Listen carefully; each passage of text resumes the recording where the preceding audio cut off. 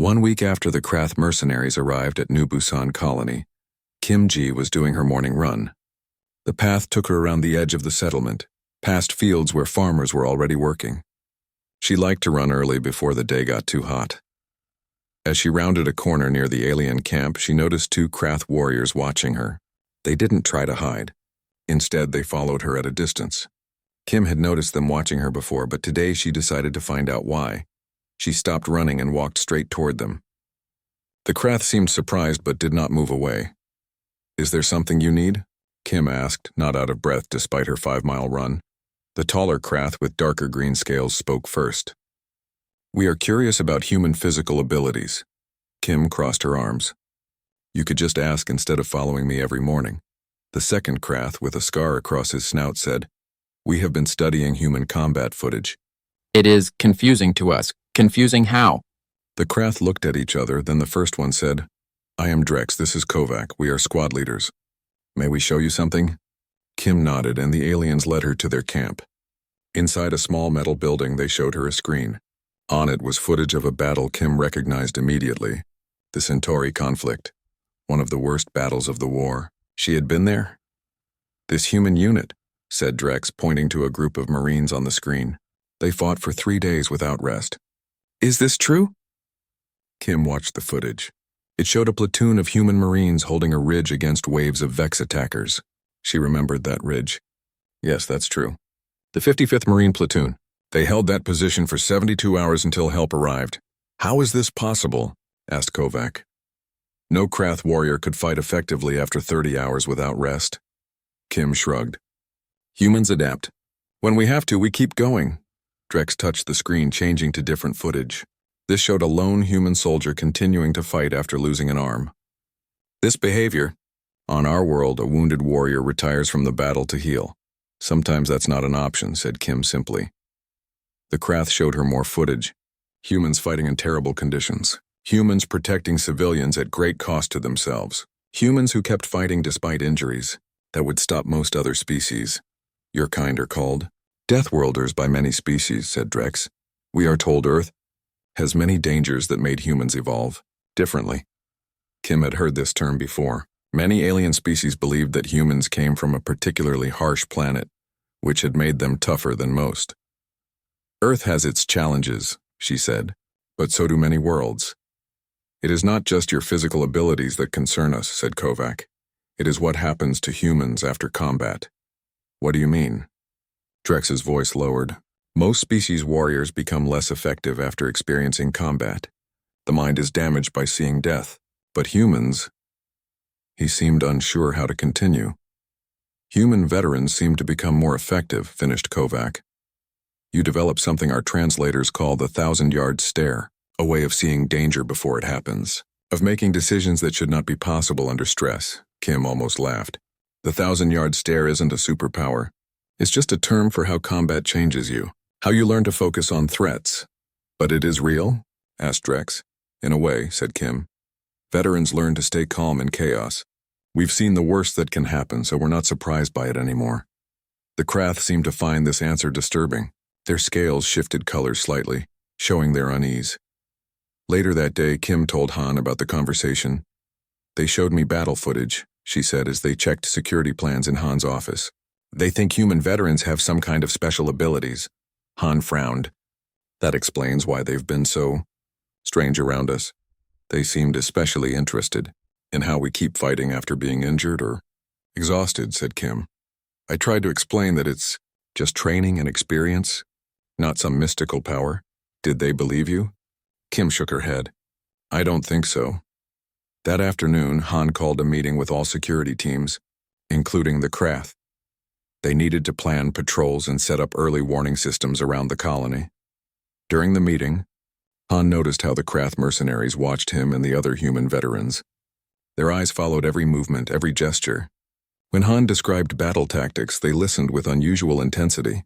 After the meeting, Captain Thraz approached Han. "Your plans are efficient," said the Krath leader. "You have fought raiders before?"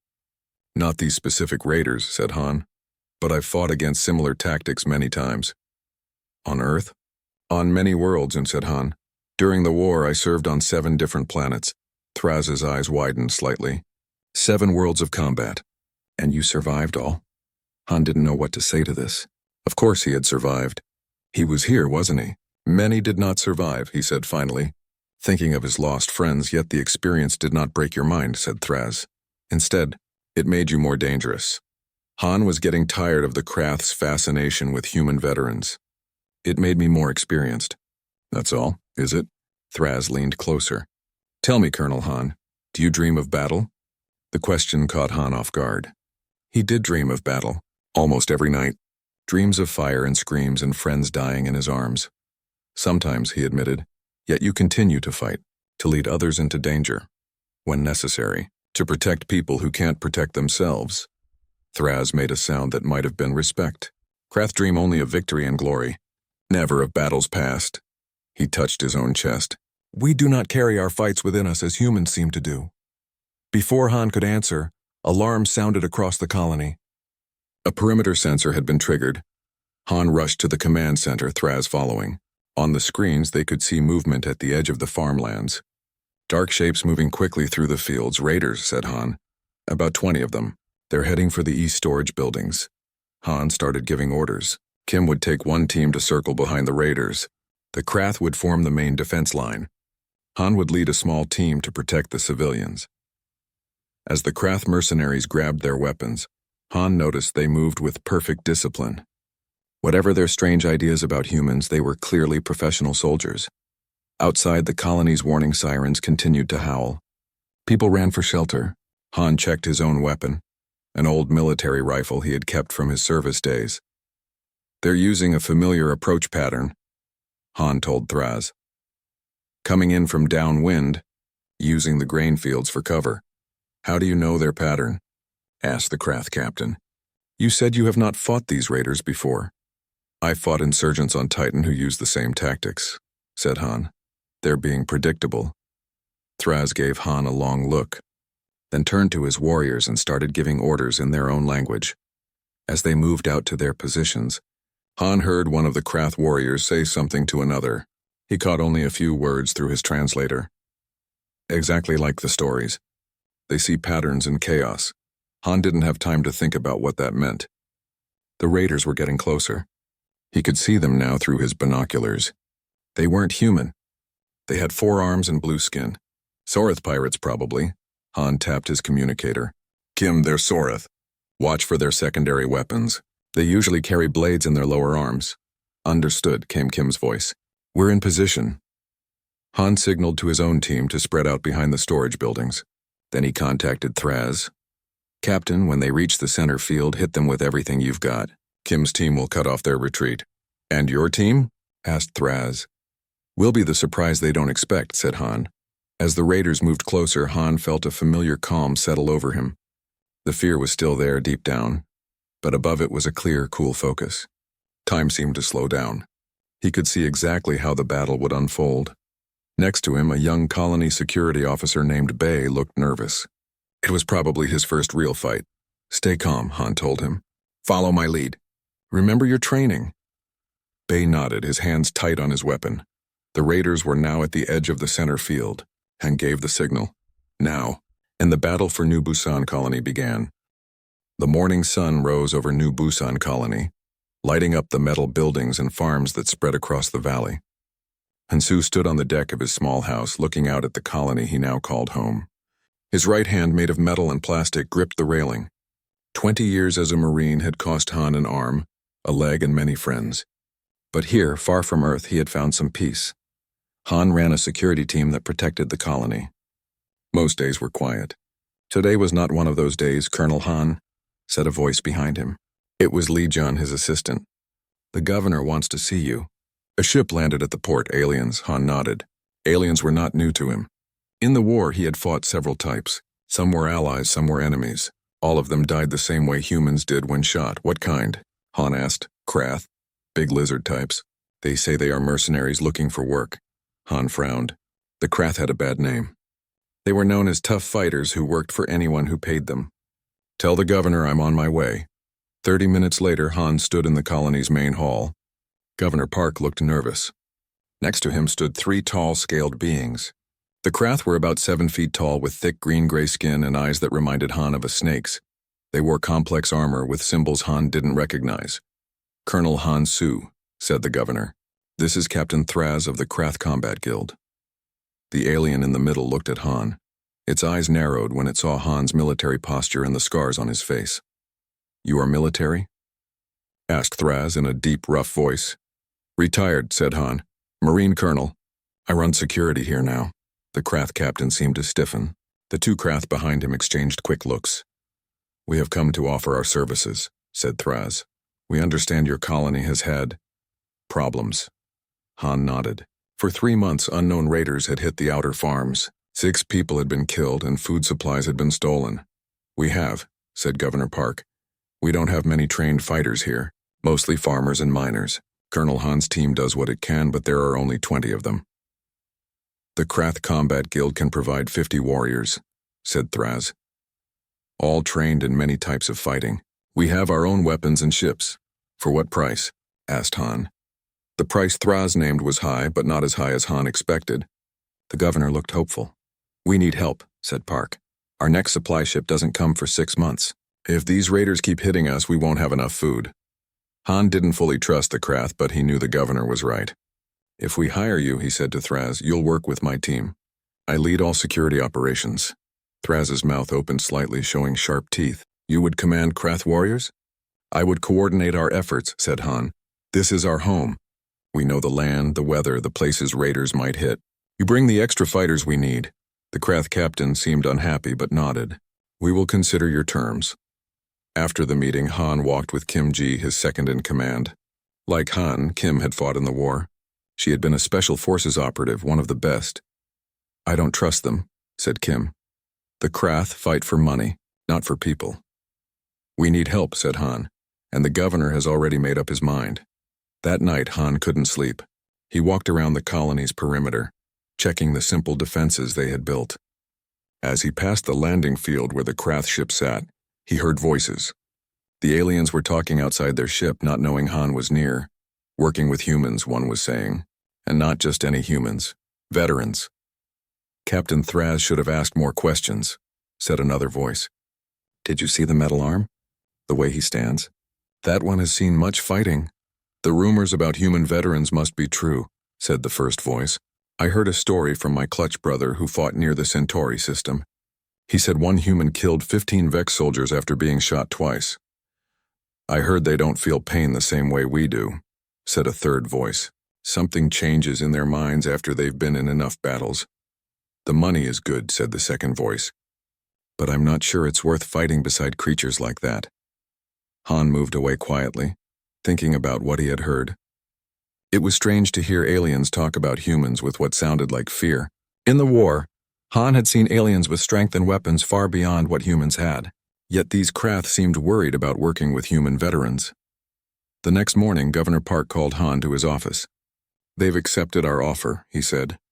"The Krath will help protect the colony. They'll be under your command, but their captain wants some conditions." "What conditions?" asked Han. "They want separate living areas. They want to see all your security plans. And they want information about all your team members, especially those who have been in combat before." Han thought this was odd, but agreed. Over the next few days, the Krath moved some equipment from their ship to a camp they built just outside the colony walls. They kept to themselves, watching the humans from a distance.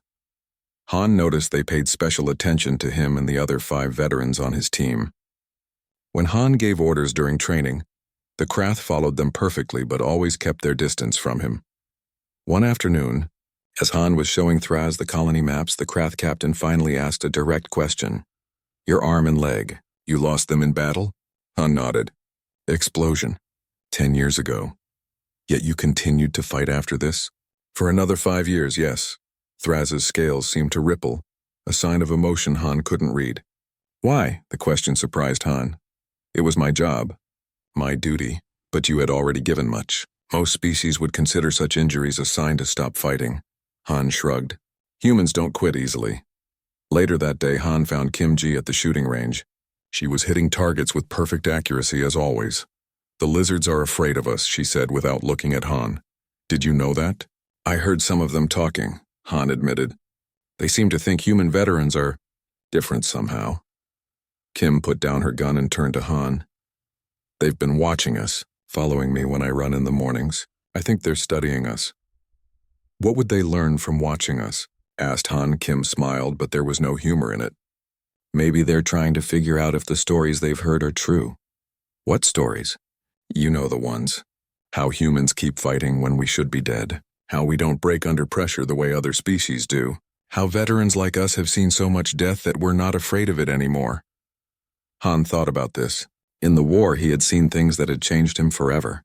Horrible things that still woke him up at night covered in sweat. But he had also learned to function despite the fear. To think clearly when everything was falling apart around him. Maybe they're right to be afraid, he said quietly. That evening, as the two suns of New Busan were setting, a Krath shuttle landed at the colony port. More mercenaries stepped out bringing weapons and equipment. The colony now had the fighters it needed to face the raiders. But as Han watched the alien mercenaries set up their gear, he wondered if their help would come with a price he didn't yet understand. The way the Krath looked at the human veterans made Han think there was something they weren't saying. Some knowledge about humans that made these battle-hardened aliens uneasy. Han looked down at his metal hand, opening and closing the fingers. Whatever the Krath thought about human veterans, they would soon find out if the stories were true. Because Han knew the raiders would come again, and when they did, he would do what he had always done, he would fight. Because that's what he was trained to do. That's what all human veterans were trained to do. And somewhere deep inside, Han wondered if that's what scared the Krath the most.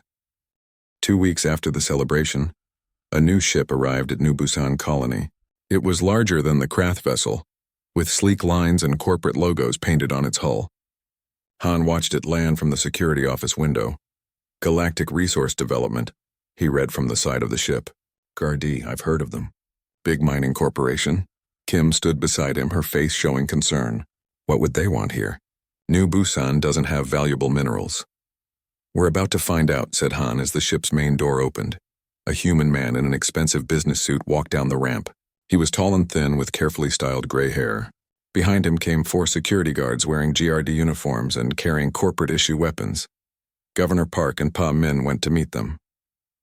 Han and Kim watched the conversation from a distance. After a few minutes, Park approached them. The governor wants you both at the meeting, he said. The GRD representative asked specifically for the head of security. In the colony's main hall, Han and Kim sat next to Governor Park. Across the table, the corporate man introduced himself. Ellis Kane, Vice President of Special Projects for Galactic Resource Development, he said with a practiced smile. Thank you for meeting with me on such short notice. What brings GRD to our small colony? Asked Park. Kane's smile remained fixed. We've recently discovered something quite valuable on Durham's moon. Han knew Durham's moon. It was a small satellite of the planet they were on, about 3 hours away by shuttle. Some human veterans had established a small settlement there a few years ago. They grew crops and lived quietly, wanting little contact with larger colonies or corporations. The moon is already settled, said Han. By human veterans. Kane waved his hand dismissively. A small, unauthorized settlement.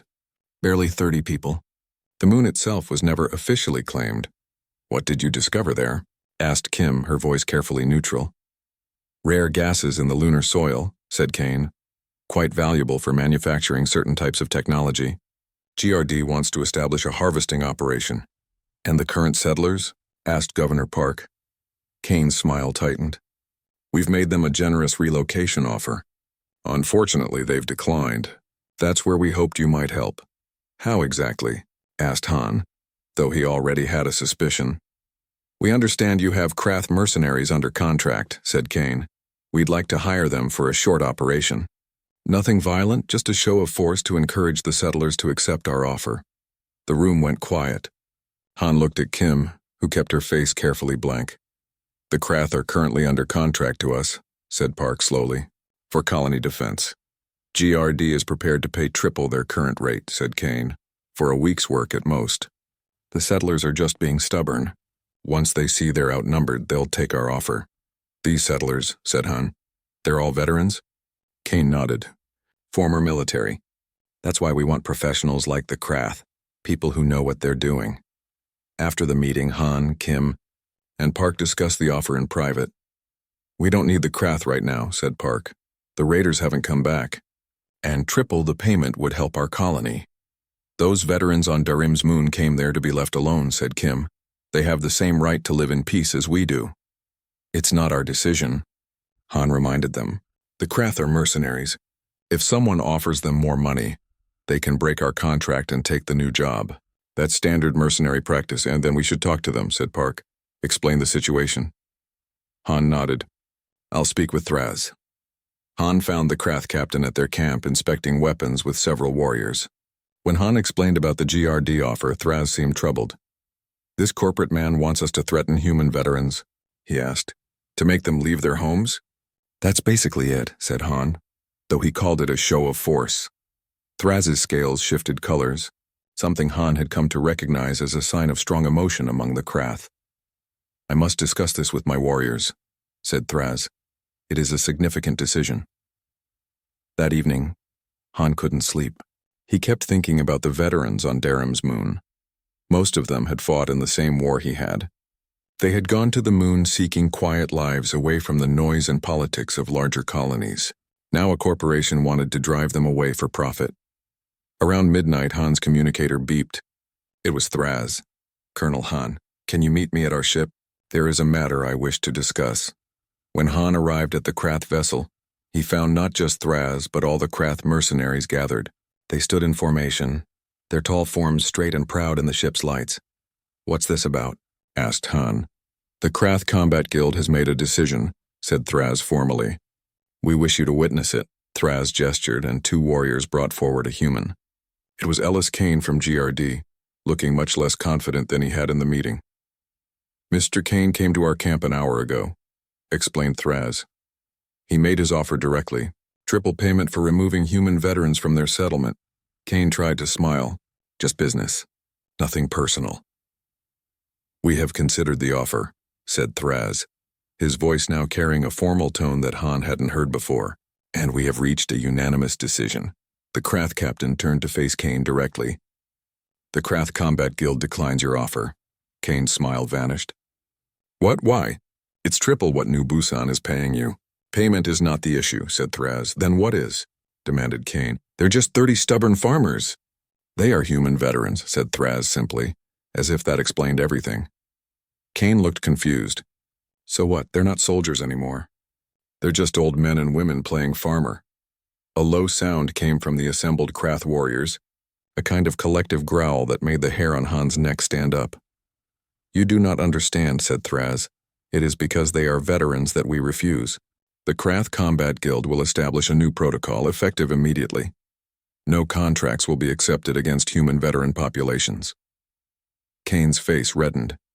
"That's ridiculous. They're nothing special. They are beings who have seen the worst of existence yet continue to stand against it," interrupted Thraz, his voice now powerful enough to silence Kane.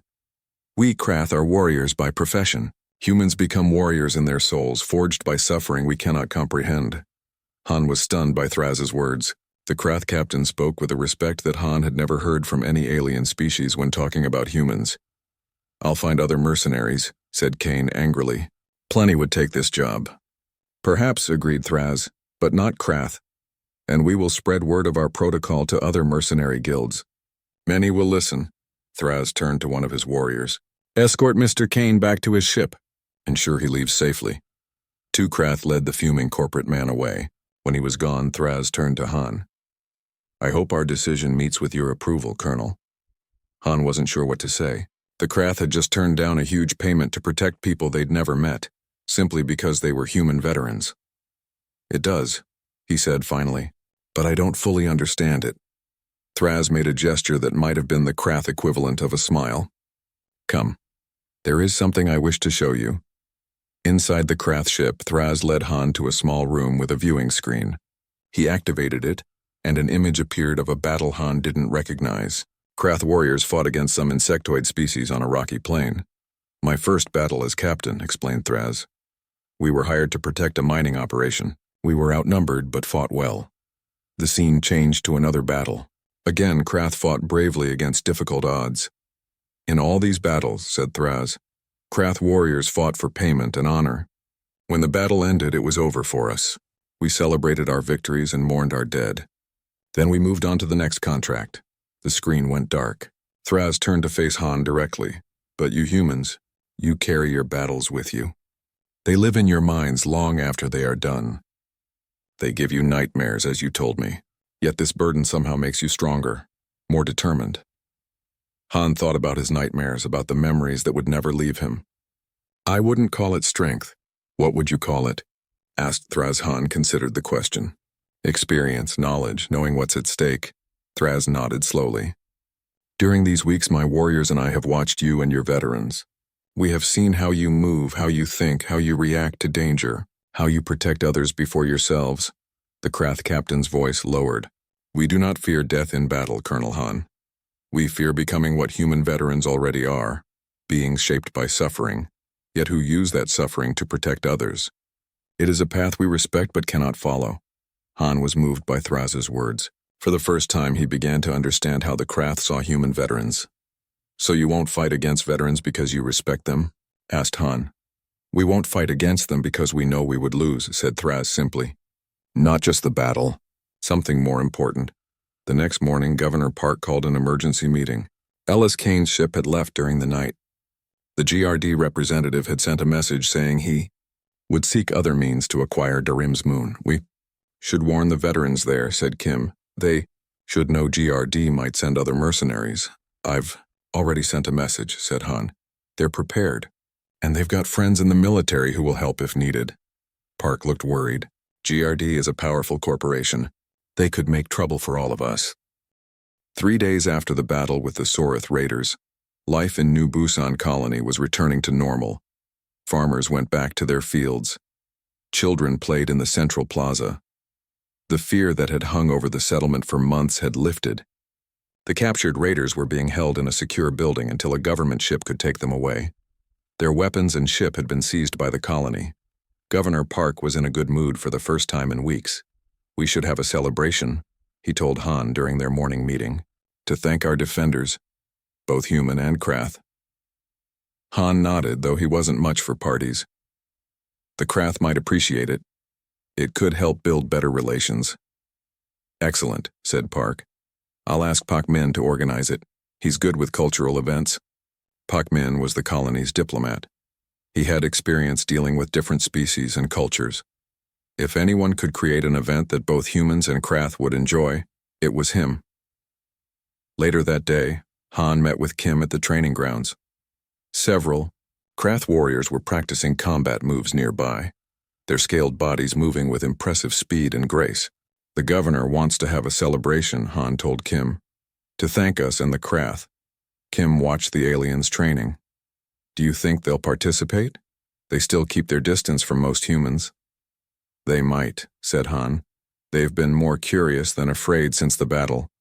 It was true. Since their victory over the raiders, the Krath had shown more interest in the human veterans. They still watched them closely, but now they also asked questions, and even invited them to training sessions. They asked me about my combat experiences yesterday, said Kim. Wanted to know how many battles I'd been in, how many wounds I'd received, strange questions. They asked me similar things, said Han.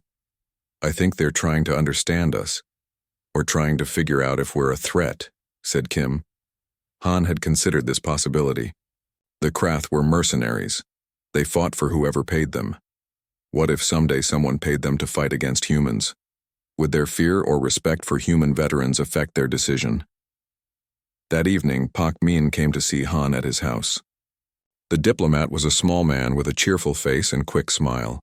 He had never been a soldier, but Han respected his skills at bringing people together. Colonel Han, said Pak with a bow, I'm organizing the celebration for tomorrow evening. I thought you might have some suggestions for how to include our Krath allies. I don't know much about Krath customs, admitted Han. I've been researching them, said Pak. They value displays of skill and stories of battle. Perhaps we could include some demonstration of human combat techniques? And maybe you or Captain Kim could share tales of your military service. Han wasn't comfortable talking about his war experiences, but he understood the diplomatic value. I'll think about it. Have you spoken with Captain Thraz? Yes, he seemed interested in the cultural exchange. He said the Krath would perform a traditional victory chant. After Pa left, Han sat on his porch watching the two suns of New Busan set behind the mountains. The sky turned deep purple, then black, with stars appearing one by one. Han's thoughts turned to Earth so far away. He hadn't been back in 8 years. Sometimes he wondered if he ever would. Earth held too many memories, both good and bad. His communicator beeped. It was Kim. You should come to the Krath camp, she said. They're watching old battle footage again. But this time it's different. Han found Kim at the edge of the Krath camp. About 20 alien warriors sat around a large screen. On it, Han saw footage he recognized. The Battle of Europa Station, one of the bloodiest fights of the war. Where did they get this? He asked Kim quietly. From their own military archives, apparently, she replied. The Krath weren't involved in our war, but they studied it. On the screen, human Marines fought against Vex soldiers in the narrow corridors of a space station. The fighting was brutal, with heavy losses on both sides. Han had been there. He still had nightmares about those corridors. A young Krath warrior noticed Han and Kim watching. He approached them cautiously. You were there, he said. It wasn't a question. Han nodded. Yes, Europa Station, early in the war. The Krath looked at him with new intensity. You survived this? Some of us did, said Han. Many didn't. The young warrior turned to his companions and said something in their language. Several Krath looked at Han with what seemed like a mixture of awe and fear. Captain Thraz approached, his tall form moving gracefully despite his size. Colonel Han, Captain Kim, I did not expect you to join us tonight. We were curious about what you were watching, said Kim. Thraz gestured to the screen. We are studying human combat tactics. Your war with the Vex was instructive. The war ended 5 years ago, said Han. Military technology has changed since then. It is not your technology that interests us, said Thraz. It is how humans fight, how you adapt, how you continue despite injuries and losses that would stop most species. The screen now showed a particularly desperate battle. Human soldiers, clearly exhausted and outnumbered, still fighting with determination. Why do humans continue fighting after experiencing war? Asked a Krath warrior suddenly. Our species fights for glory and payment, but humans. He gestured at the screen. This is beyond glory, beyond reason. The question hung in the air.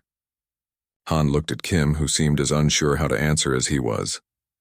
It's complicated, Han said finally. We don't all have the same reasons. Tell us your reason, said Thraz. Why did you continue after losing your limbs? Han thought about it. Why had he continued fighting after his injuries? He could have taken a medical discharge, gone home, lived a quiet life. Many had. I felt responsible, he said slowly. For my squad. For the people we were protecting. I had skills that were needed, so I stayed. Duty, said Thraz as if testing the word. Partly, agreed Han. But also. He searched for the right words. To make sure others wouldn't have to go through what I did. To protect those who couldn't protect themselves. The Krath warriors seemed to find this answer puzzling. They spoke among themselves in their own language. Krath fight for personal honor and clan status, explained Thraz, and for payment, of course, but not for others. That's one difference between our species, then, said Kim. Later, as they walked back to the human part of the colony, Kim was thoughtful. They really don't understand us, she said. We probably don't understand them either, replied Han. The next evening, the celebration began in the colony's central plaza. Tables had been set up with food and drinks suitable for both humans and Krath. Music played from speakers. Lights had been strung between buildings, creating a festive atmosphere. Governor Park made a speech thanking both the human security team and the Krath mercenaries for their brave defense of the colony. Pak Min translated the speech into the Krath language. After the speech, there were demonstrations of fighting techniques. The Krath showed impressive displays of their combat style, which used their height and natural strength to great effect. Then Kim and two other human veterans demonstrated some human martial arts. As the evening went on, humans and Krath began to mix more freely. The initial wariness between the species seemed to be fading. Han saw Pak Min talking animatedly with several Krath warriors, no doubt learning more about their culture. Han himself stayed on the edge of the celebration, not comfortable in crowds. He found a quiet spot and watched the festivities from a distance. After a while, Thraz joined him. "You do not enjoy celebrations?" asked the Krath captain. "Not particularly," said Han. They stood in silence for a moment, watching the humans and Krath interacting. "Your Governor Park says there will be more raiders," said Thraz, "that the ones we captured were just part of a larger group." Han nodded. "The Sorith often work in multiple teams. When one group doesn't report back, others will come looking. Then our contract will continue," said Thraz. "My warriors are pleased with this. The payment is good and they have found the experience educational." "Educational how?" asked Han. Thraz's scales shifted color slightly. Few Krath have fought alongside human veterans before. There are many stories, but seeing is different from hearing. Before Han could ask what the Krath captain meant, they were interrupted by loud voices from the plaza. Two Krath warriors were arguing with a human colonist. The situation looked tense. Han moved quickly, Thraz following. As they approached, Han recognized the human as Choi, one of the farmers whose field had been damaged in the raid. "What's the problem here?" Han asked calmly. Choi pointed at the Krath warriors. "They were asking about the war, about what humans are like in battle. I told them to mind their own business." "They meant no offense," said Thraz to Choi. "Krath respect warriors and wish to learn from them." "I'm not a warrior," said Choi angrily. "I'm a farmer. I never fought in any war." Han put a hand on Choi's shoulder. "It's a cultural misunderstanding. The Krath value combat skill above all else. They're just curious." Choi seemed to calm down a bit. "Well, they should ask you military types then, not civilians." As Han led Choi away, he heard Thraz speaking sharply to the two Krath warriors in their own language. They lowered their heads in what appeared to be shame or respect. Later, as the celebration was winding down, Han found himself watching the night sky again. The stars were bright and clear, countless points of light in the darkness. The fight began with a flash of light and sound. The Krath mercenaries opened fire on the Sorith raiders from their position along the edge of the center field. Their weapons made a high-pitched sound that cut through the air. The raiders scattered, running for cover. They were clearly surprised by the attack, but they recovered quickly. They fired back with their own weapons, blue energy bolts striking the ground near the Krath positions. From his spot behind the storage buildings, Han watched carefully.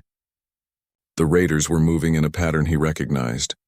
When attacked from the front, they would split into 3 groups. 2 groups would try to circle around the sides while one group kept the defenders busy with covering fire. Han touched his communicator. "Thraz, they're going to try to flank you. Left and right, about 30 seconds. There was a pause, then Thraz's voice came through. "How can you be certain?" "Just trust me," said Han. "Move 3 fighters to each side now." Han heard Thraz giving orders in the Krath language. A moment later, 6 Krath warriors moved to the sides of their position. Just as the raiders began their flanking move, the raiders ran right into the waiting Krath. The sound of weapons fire increased as the 2 groups clashed. Han watched through his binoculars. The Krath were good fighters, moving with coordination and skill. "Now it's our turn," Han said to his team. "Ready?" The 5 humans with him nodded, gripping their weapons tightly. "Kim, are you in position?" Han asked over the communicator. "Ready when you are," came Kim's reply. "On my mark," said Han. He waited until he saw the raiders fully engaged with the Krath forces. "Now!" Han's team burst from behind the storage buildings, firing at the raiders from behind. At the same time, Kim's team attacked from the other side. The raiders were now caught in a crossfire with the Krath in front and humans on both sides. The battle was fierce but short. Caught by surprise and surrounded, the raiders soon began to retreat. They ran back toward the fields they had come from, but Han had expected this too. "Thraz, move your team to Sector 4, he said into his communicator. "Cut off their escape route." Again, the Krath captain followed Han's orders without question. His warriors moved quickly to block the raiders' retreat path. Trapped and outnumbered, the Sorith pirates fought desperately. One of them, larger than the others with a scar across his blue face, shouted orders to his fighters. They formed a tight circle, all four arms firing weapons in different directions.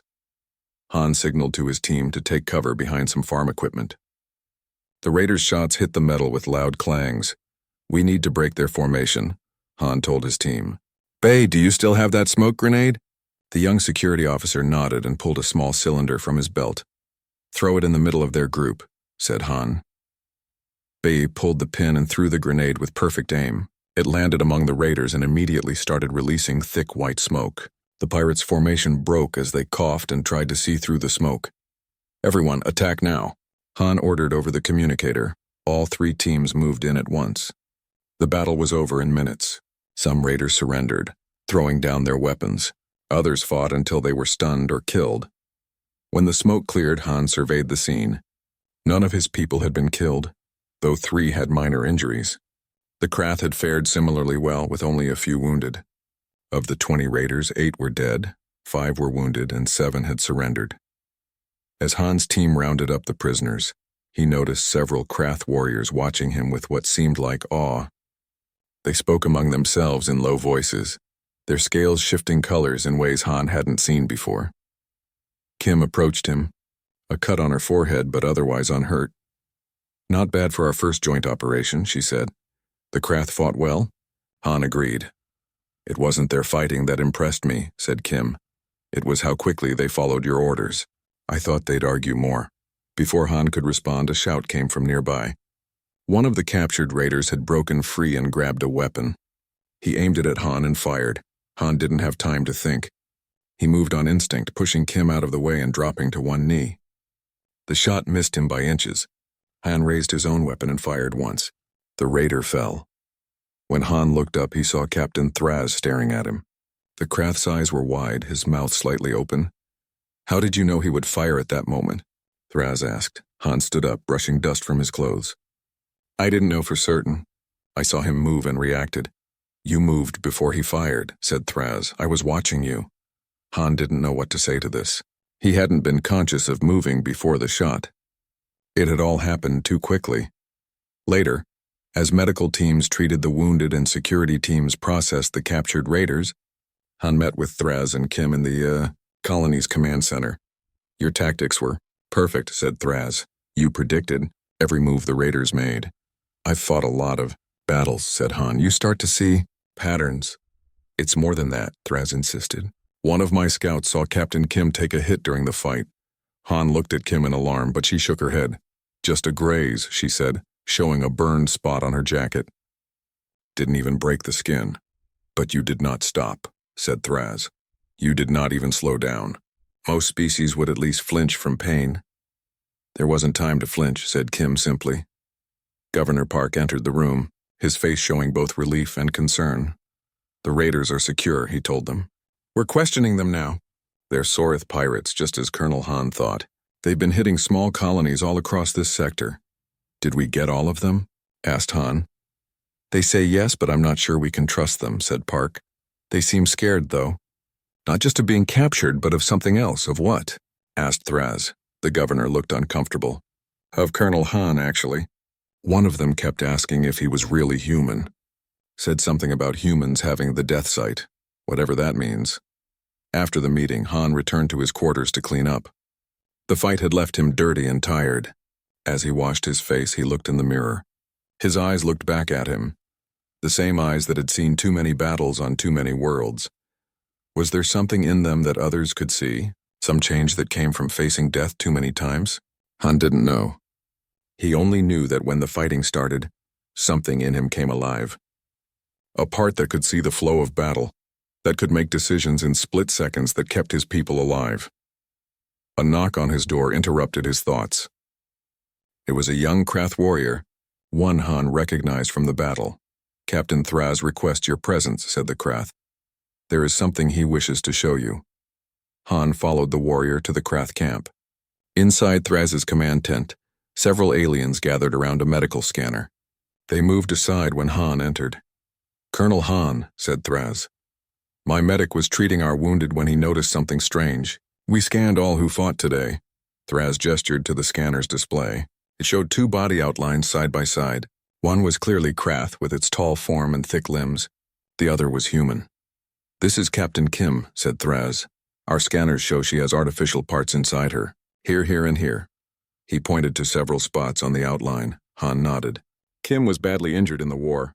She has artificial organs and bone replacements." "And you?" asked Thraz. "My right arm and left leg are prosthetics," said Han. "Standard military models." The Krath warriors looked at each other. One of them said something in their language that made the others shift uncomfortably. "What did he say?" asked Han. Thraz seemed reluctant to translate. "He said, they rebuild themselves to continue fighting." "It's not like that," said Han. "We get injured, we heal. We use technology to replace what can't be fixed naturally." "But then you return to battle," said Thraz. "Most species would consider such injuries a sign from fate to choose another path." Han shrugged. Humans are stubborn. That night, as Han walked back to his quarters, he heard sounds coming from the Krath camp. Music of a sort. A low humming chant that rose and fell like waves. Han stopped to listen. It was beautiful in a strange way, alien but somehow touching. It reminded him of the memorial services after battles when humans gathered to remember those who had fallen. Were the Krath also remembering their dead, or were they celebrating their victory? Han couldn't tell. As he turned to go, Han noticed a young Krath warrior watching him from the shadows. The alien stepped forward. Hesitantly, "Colonel," said the Krath, "I am Vezak. I fought in your group today." "You fought well," said Han. "The way you moved." Vezak seemed to struggle for words. It was like you could see what would happen before it did. Han didn't know how to explain his combat instincts to the alien. "It comes with experience." "Is it true that all human veterans have this ability?" "It's not an ability," said Han. "It's just being ready, being alert." Vezak's scales rippled with color. "I have fought in 37 battles. I am considered experienced among my kind, but I have never seen anyone move like you and your warriors." Han didn't know what to say to this. To him, it wasn't anything special. It was just survival. "Get some rest," he told the young Krath. "The raiders may have friends who will come looking for them." As Han walked away, he couldn't shake the feeling that the Krath were seeing something in human veterans that humans themselves couldn't see, something that made these battle-hardened alien mercenaries uneasy.